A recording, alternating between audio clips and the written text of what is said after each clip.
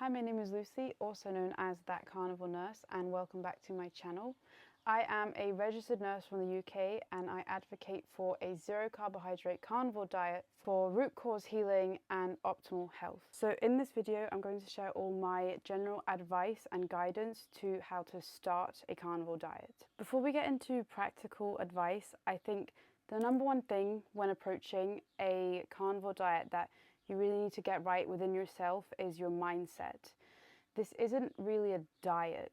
A meat-based way of eating is a lifestyle. It's a proper human diet, and hopefully it's going to become a new baseline way of eating for you.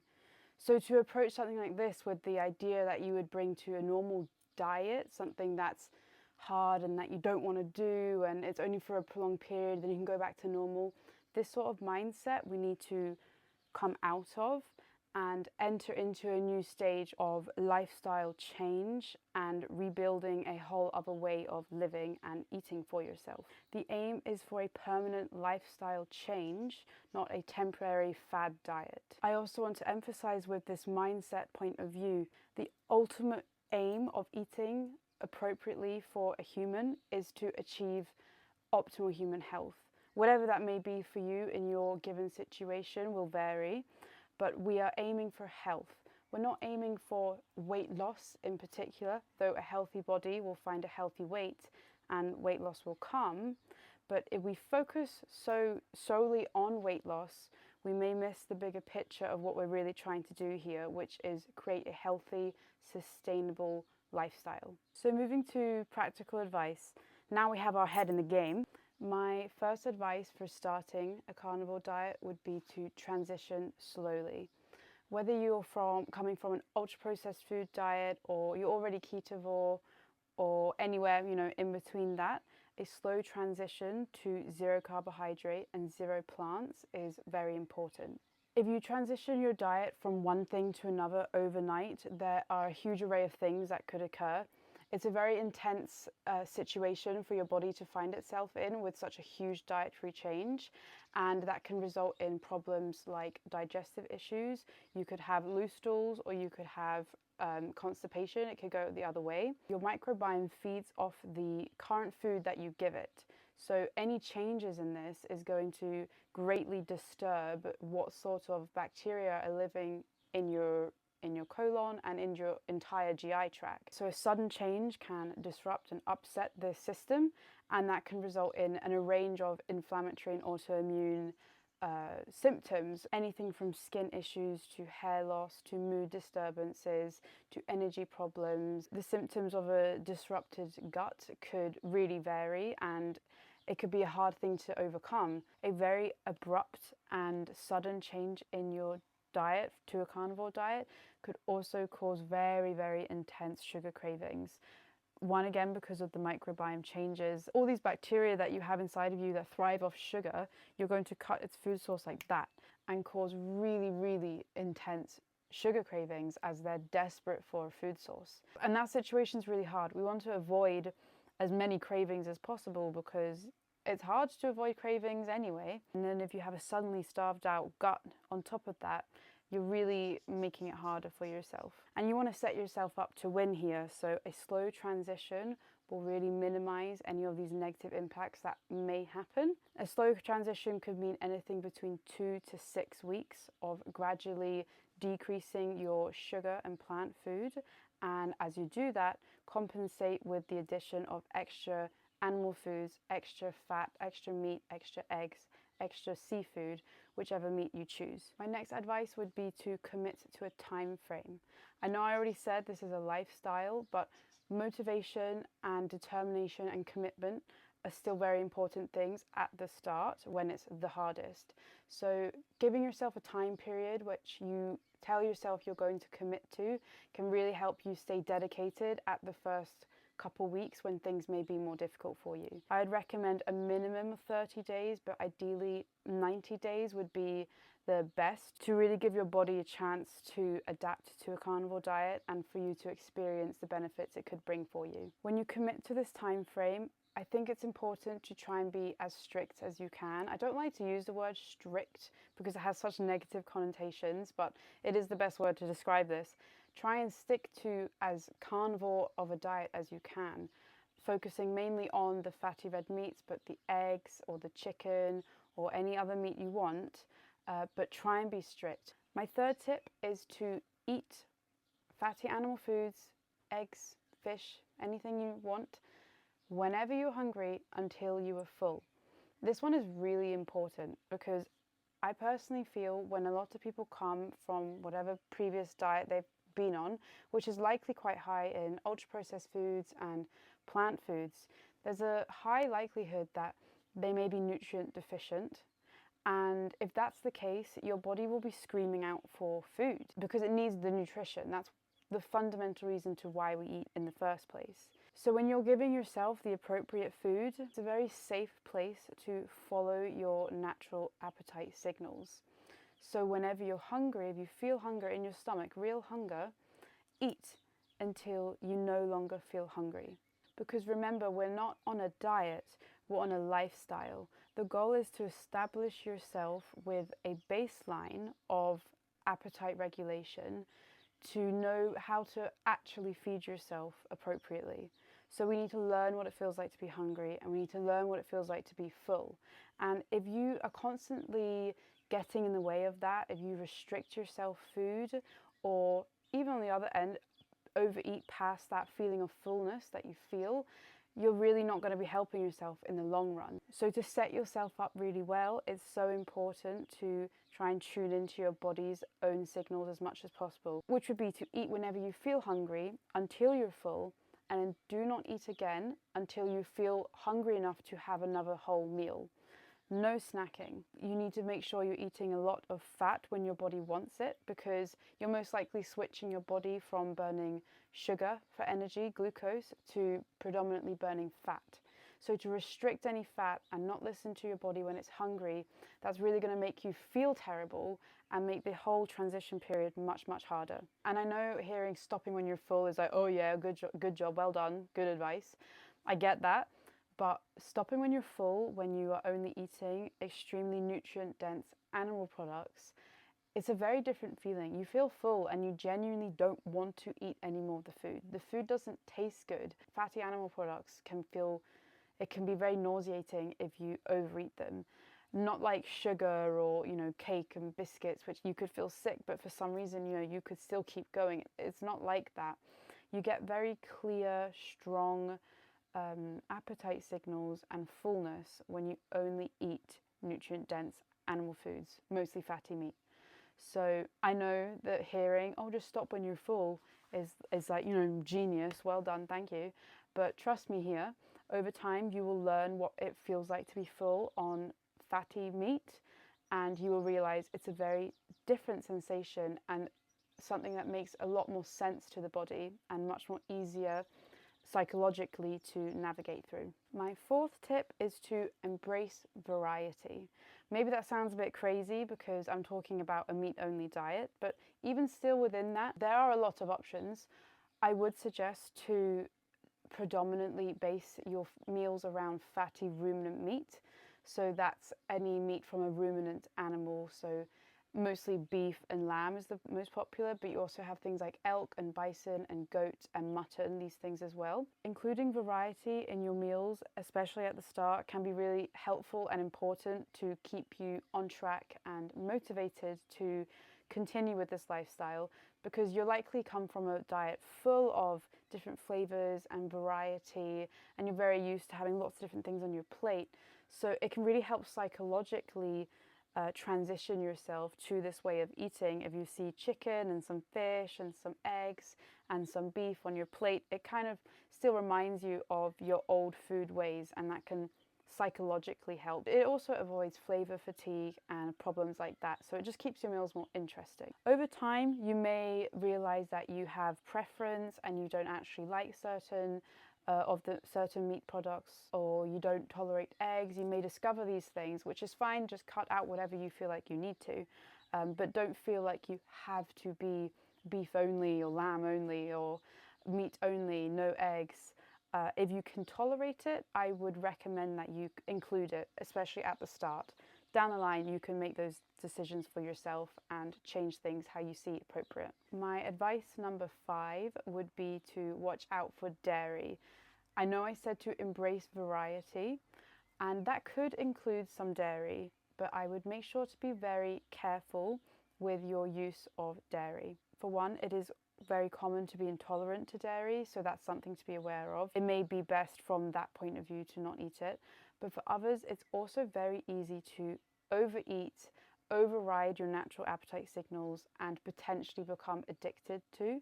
Dairy is delicious. It's designed to make a very vulnerable small baby animal grow very big very quickly. So something like that has to be delicious, and of course it is. I'm not here to deny the amazing experience of eating cheese. Like, it's great. But I know in myself that when I eat dairy, I could eat a lot more than I know my body needs. I find it so delicious, I find it hard to stop, and I could eat an entire block if I really wanted to. No problem. But deep down I know I don't want to eat an entire block of cheese. I don't want that for myself, but I'll still do it. So I know I need to be slightly careful when I eat dairy, and speaking to other people as well, I know this is a common issue. The problem is when we eat too much dairy, it can sometimes mean that we're not eating enough beef, we're not eating enough protein, we're not eating enough lamb, or eggs, all these other things. You don't want dairy to be replacing the main reason and the most important parts of a carnivore diet, which is the fatty meat. So if you do want to consume dairy, which you still can if you can tolerate it, you have to see it as a side or a dessert or an occasional treat. It's never a full meal. You would never sit down to a whole plate of cheese and yogurt and cream. No, no, no. Dairy is a side, a condiment, a sauce, a treat, a dessert. It's never a meal. My 6th point of advice is don't fast. This kind of refers back to my point about eating whenever you're hungry. You don't want to restrict yourself at the start. You don't want to overstress the body with fasting. And the main reason, I think, the main issue here is you can leave yourself hungry. And when you leave yourself hungry, you're leaving yourself very vulnerable to old food cravings. And if you're coming to carnivore maybe with a sugar addiction or an ultra-processed food addiction, which I know a lot of people will be, fasting and becoming hungry and denying yourself food is going to put you in a very vulnerable situation to caving into these sugar cravings or ultra-processed food. The best way to overcome sugar and sugar addiction is to be full, and to be full of fatty animal products. It's really hard to resist sugar cravings if you're hungry. You could really be setting yourself up for a hard time by over fasting and pushing yourself and not just following your natural appetite. Now, I'm not against fasting. I think fasting is a very, very good tool. It's a very natural state for the body. But at the start of a carnivore diet transition, especially if you're dealing with a sugar addiction, I really don't think fasting is recommended and may not help you. You may notice just with your natural appetite that you don't want to eat for 12, 16, 18 hours. That's absolutely fine. Don't be scared to go a longer periods without eating. If you don't feel hungry, don't eat. But if you feel hungry, don't think you need to fast. Eat when you're hungry, stop when you're full. So, tip 7, my next tip is forget everything you think you know about diet. Kind of bringing it back to the advice from earlier. You're not on a diet. We have completely overcomplicated food and diet culture. We are conditioned to overcomplicate everything. And you don't need to do this when you eat a meat-based diet. There's no such thing as breakfast, lunch, and dinner. There's no such thing as a small meal. There's no such thing as a big meal. All you need to do is eat enough for you. And enough is never going to be, I can never tell you what enough is. No one else can ever tell you what enough is. Only you know. So stop comparing yourself to other people. Don't compare your meals to other people. Don't go looking for diet plans. You need to sit down at every meal and eat enough food for you and your body. Don't just eat because it's breakfast time or it's dinner time or it's lunch time. You eat when you're hungry. The whole point of a carnivore diet is to reconnect you with your own body, with your own appetite. And if you have diet culture going on in your head, you're going to really struggle to do that and to really go with what your body is actually wanting. So, best thing ever, ignore diet advice, ignore diet culture, and just listen to your body. Which sort of alludes me to the next point, which is stop controlling your intake. It's very likely that if you come to a carnivore diet, you've gone through a lot of different diet culture and all these, fads, and you've restricted food, or you've counted calories, or you've done all this and you've done all that.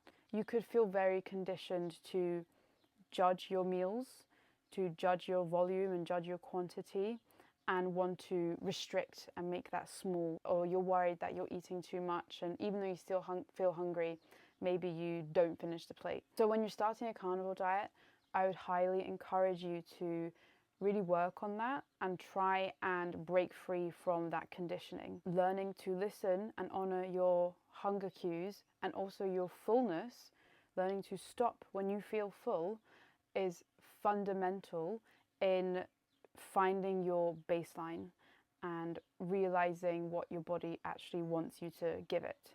And this is intuitive eating. And something really important to understand with intuitive eating is that your mind has nothing to do with it. Your thoughts have no place in deciding how much you should or shouldn't eat. It should really come from your stomach, from within, Your thoughts will interpret your body's signals, and you eventually get the thought of, oh, I'm full. And once you get that, that's when you should stop. But if you haven't had that, you shouldn't be thinking at this meal, oh my God, am I eating enough? Am I eating too much? Is this that, is that, and just overthinking and overthinking and overthinking. None of that is intuitive eating. Intuitive eating is when you eat slowly and calmly, and then you get that realization that, oh, I'm kind of full. That's your intuition kicking in, and you can stop naturally. Stress and doubt and worry and fear and comparison and bargaining with yourself, all of these things that may happen to you when you sit down for meals, these are not coming from your intuition. This is coming from your mind, and that's just a big mess. So you need to ignore that. You need to learn how to tone that down and start tuning into your body's natural ability to signal to you when you're hungry and when you've had enough. When you can do that, you no longer have to control anything. You don't have to make the decisions. Your body can call all the shots for you. And that's a very, very freeing and liberating thing. And I think a lot of people could really benefit from this point in particular. My next point is a quick one, and it's just about salt. Salt provides the body with electrolytes. Now, salting your food on a carnivore diet, or any diet, isn't essential for everyone. You don't have to use salt. If you eat enough fatty red meat, you can get the electrolytes that you need in that, like sodium and potassium and these sort of things. However, for some people, salting your food is essential. They could get headaches, they can feel dizzy if they don't have enough salt. At the start of a carnivore diet, as you transition from a sugar burner to a fat burner, your body can lose a lot of fluids, and it can find it much harder for a bit to hang on to these electrolytes. So it's very important to have salt with you. If you feel like you want some, then you should definitely have some. When you're salting your food, just go with taste. If something doesn't feel salty enough, salt more. If something is too salty, remember to salt less next time. Your tongue is a very sophisticated machine. It's very connected and tuned into the body, and it can let you know what it wants. So don't be afraid to salt your food. I'll probably make another whole video on salt, but quickly just to add, try and find yourself a nice quality salt.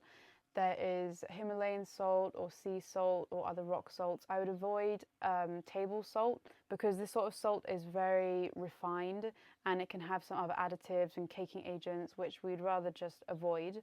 When you get a nice mineral salt, these come with just a wider range of minerals that will benefit you. So you should seek out one of those and salt all your food to taste. My last piece of advice would be for anyone that takes medications, you have to be very aware and careful with potential changes that may need to occur if you're moving from a high carbohydrate to zero or low carbohydrate carnivore diet.